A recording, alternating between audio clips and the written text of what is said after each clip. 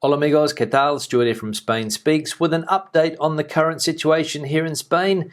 Day 66 of the current health crisis. That's right, I'll repeat that.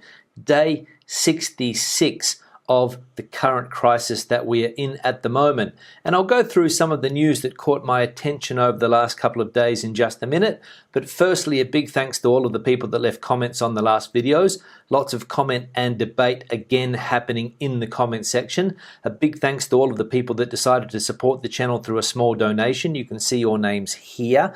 Thanks to all of the people that decided to buy merchandise. Big thanks for that. And a big shout out to my patrons on Patreon. A few new patrons on board. And I'll be looking at ways to make some extra material for you guys there on the patrons site.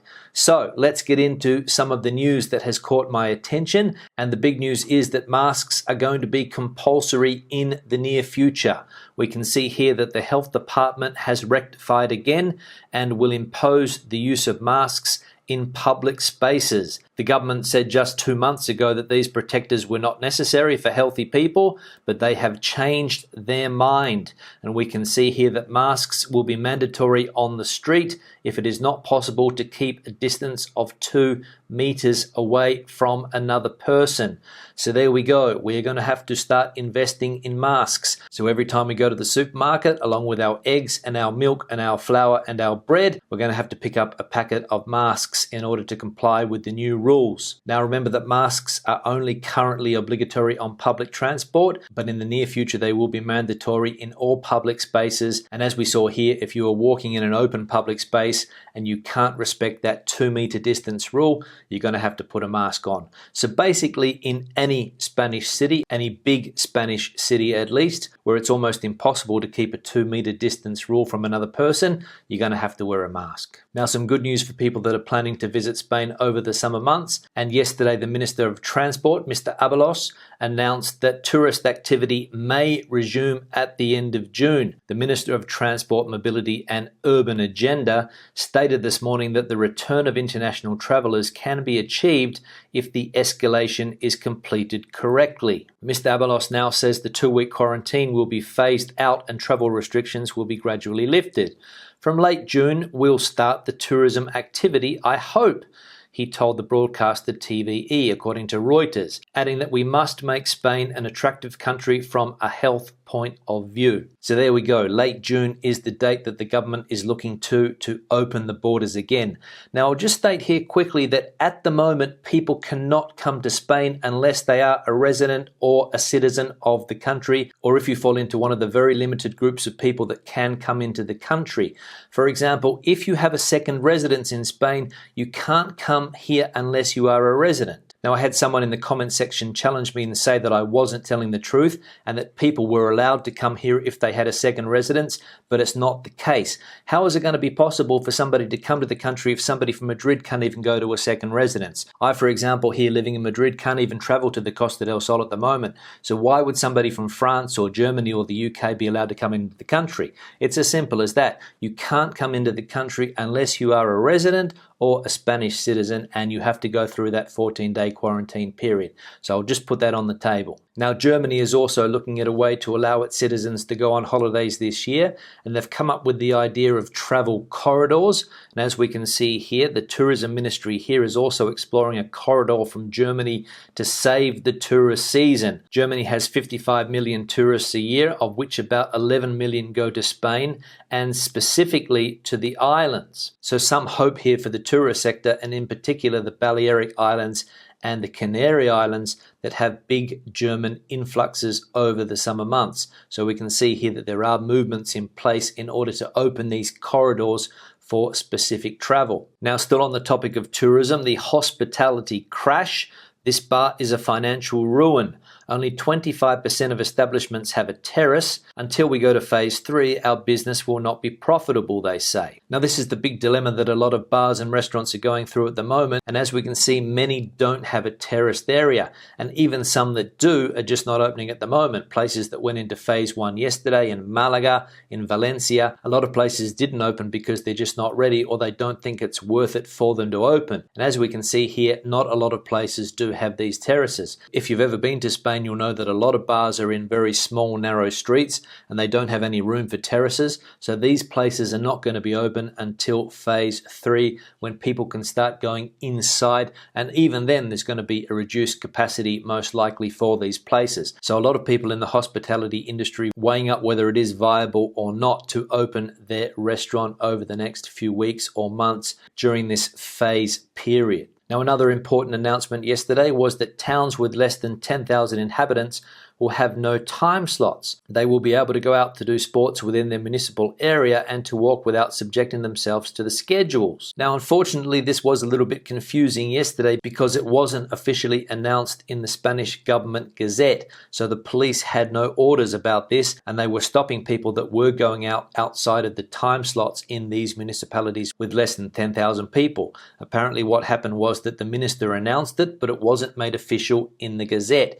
So the police were a little bit confused, as were the people in these areas, and that led to a lot of complaints yesterday. So again, sometimes what the government says and what the press report is not what happens in the official government gazette. So you always have to wait until those things are published, because that of course is what the police act on. If the police don't have that order, the previous restrictions still apply. So be careful if you are in a place with less than 10,000 people, and make sure that it is made official before you go out at any time of the day. Now, the protests that we mentioned in the previous video are starting to spread throughout Spain according to the local press, and we can see here that they are now reaching other cities. On Saturday, there were pots and pan protests before the PSOE headquarters in Ferrat Street and the house of Pablo Iglesias and Irene Montero. And it was also said that the protests have spread to some of the more working class neighborhoods and to other cities throughout Spain. So if you have been out and about, or you have heard these protests are becoming more vocal in recent times, leave a comment in the section below and tell us what's happening in your area. Now, the Bank of Spain is warning of a long crisis and is asking politicians to rise to the magnitude of the challenge. And as we have seen in other videos, the economy in Spain now in dire straits, and the Bank of Spain asking politicians to stand up to the challenge. Going to be interesting to see whether that happens, given the track record of politicians in this country. Now let's go and have a look at some of the comments from the last video. Now the first one here from Katoodle Me Doodle, lockdown UK or Spain? We came back from the UK to our boat in Galicia in February and got locked down here. I feel we were lucky. Self-isolation and social distancing is easy on a boat and is part of the lifestyle. After hearing from friends and family in the UK, we've felt much safer here. We are enjoying the weather, and now in phase 1 we can go sailing too. Thanks for providing such useful information, Stuart, much appreciated. Yekatoodle, firstly, good name. Yeah, you're right. UK or Spain, Germany or Spain, where would you prefer to experience the lockdown? I've had a lot of comments recently of people saying that they're enjoying it here in Spain, especially now that the weather is getting better and that they have gone into phase 1. So for example, here yesterday the weather was fantastic in Madrid. The sky was blue. It was about 26 or 27 degrees, and it was brilliant to be able to sit outside and enjoy the weather. Unfortunately, here in Madrid, we can't do it on a terrace or an outdoor area yet. We still can't go out for a drink, but the people that are in phase 1 obviously enjoying the better weather here now in Spain. And you're right, Spain at the moment is not a bad place to be spending the lockdown, and especially there in Galicia, and if you're able to go sailing. One here from Michael. Hey, I noticed a friend in Murcia having a barbecue and kitchen pizza and beer party today. Turns out they are allowed to gather inside up to 10 people. I was kind of mind blown by this, as to me that seems extremely risky and too drastic easing of measures. Where's the logic going from you can't see your boyfriend and no beach visits, not even alone, to meeting with 10 people at home? I'm fairly concerned, to be honest. Thanks and keep it up. Yeah, Michael, it does seem a bit strange that you go from phase 0, where you can't have any contact with people, to phase 1, where you can have contact with up to 10 people, providing that social distancing is maintained. Yeah, it is a bit confusing. I know that in Australia, for example, I think in some states they've gone from 0 to 5 maybe, and in others from 0 to 10. So it all depends. But again, in Australia, the situation wasn't as serious as it was in Spain. And I agree that it does seem a little bit strange. In Murcia, maybe not, because Murcia was one of those areas that didn't have a high number of cases. But in a place like Madrid, when we go to phase 1, of course, being able to get together with 10 people does seem a little bit strange, and for some it could be a little bit risky. One here from Tony. Hi Stuart, look forward to your updates. They're very informative. My wife and I live in Ciudad Quesada near Rojales on the Costa Blanca. We have ventured out on 2 occasions for a coffee. Not many people out, so still reasonably quiet. Would we return to the UK? Sadly, no. Spain has too much to offer. We just hope and pray that if there is a Brexit no deal, our lives and freedom of travel will not be affected. Needless to say, we are Remainers. Maybe in the near future, Brussels will come up with an EU passport or ID card so that we can still be EU citizens. Yeah, Tony, thanks for the comment. I know there are lots of people in a similar situation to you, people that didn't want to leave the European Union, and you've been put into this situation unwillingly. And I can imagine that you're still a little bit worried as to what the future holds. I know a few people have been looking into whether they can become Spanish citizens, depending on how long they have been residing in the country. I think it's 10 years you can get a Spanish passport if that's an option for some people. I don't know. If you are thinking of doing that, leave it in the comment section below. But I'm sure that there will be a logical situation in the end. I think there are too many people living in Spain in a similar situation and too many Spanish people in the UK for something not to be worked out that's beneficial to both parties. And hopefully for you guys here living in Spain in that situation, everything works out well. One here from David. Hi Stuart, thank you for the good work. I'm a long-time viewer of the channel. The lockdown updates are a great public service.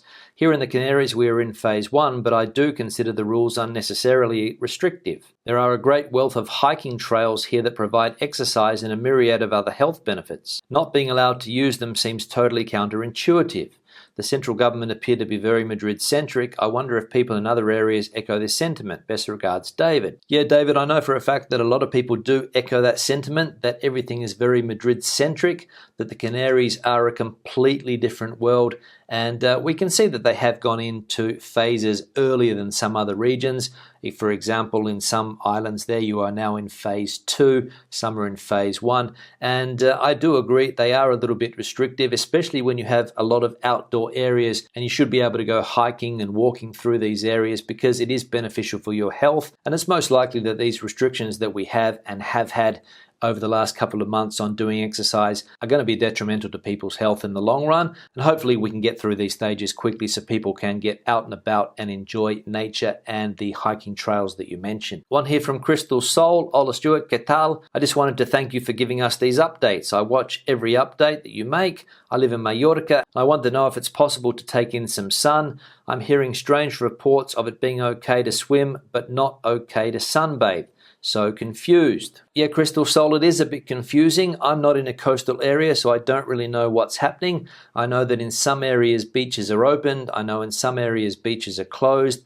I think in some places you can only go swimming if you are an athlete and it is part of your training regime.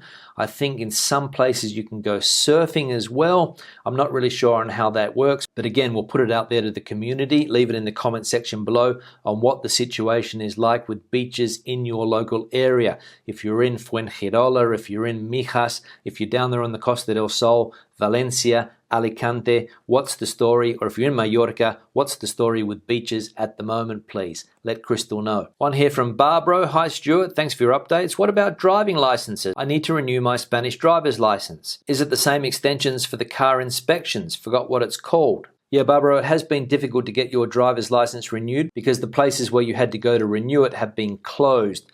But I think those businesses are now starting to open up, so you should be able to make an appointment and get your driver's license renewed. Remember, you don't have to go to the traffic department. You just have to go to a specialized medical center where they can take care of everything for you. You go in, you do a few tests, you pay the fees, they give you a temporary license until the new one comes, and that's valid for about 3 months. That's the process that I went through. I went to one of these centers just before the lockdown began and managed to get the temporary license, and my license arrived from the traffic department about 2 weeks ago, so I now have my new license. So make an appointment with one of these centers. Just go to the internet and search for the place closest to you where you can get this done, and they should be open now. One here from Believe. Okay, so Benidorm went to phase 1 on Monday the 11th, and the only news heard was that now the entire Valencia province will move to phase 1 on the 18th.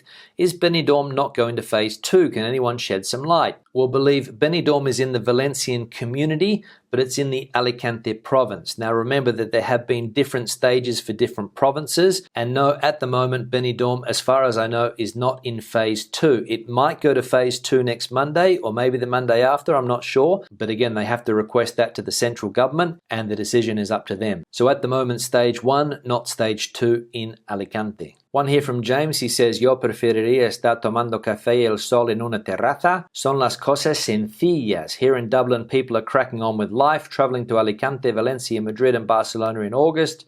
Look forward to supporting the local tiendas. Yeah, that's right, James. A lot of people would prefer to be in sunny Spain at the moment rather than in Dublin. Don't know what the weather's like in Dublin, but I presume it's not the best considering Ireland's track record when it comes to weather. And good to see that you're looking to come here in August and support the local economy should the borders open up again. So we'll keep our fingers crossed for that. And finally, one here from Giggle Gab. I would love to be stuck in Spain. Like always, great info. Happy to hear that things are getting better. Yeah, thanks for that. As I said before, a lot of people a lot more optimistic now that we are going into phase 1 and phase 2 in some areas. People seem to be more positive in the comment section. There was a time there when a lot of people were only negative and saying that they were going to leave Spain at the first opportunity. But now that the sun's come out, the weather's good, the terraces are opening again, and people have a little bit more freedom, the mood is starting to change, and hopefully we will continue in that direction, and Spain will become a great destination again for a lot of people. But again, we'll wait and see. On that note, I'll start to wrap the video up. Questions or comments, please leave them in the section below. Debate the situation out as you normally do. Remember, keep the insults to a minimum. Give the video a thumbs up if you liked it. I'll see you in the next one. Hasta luego.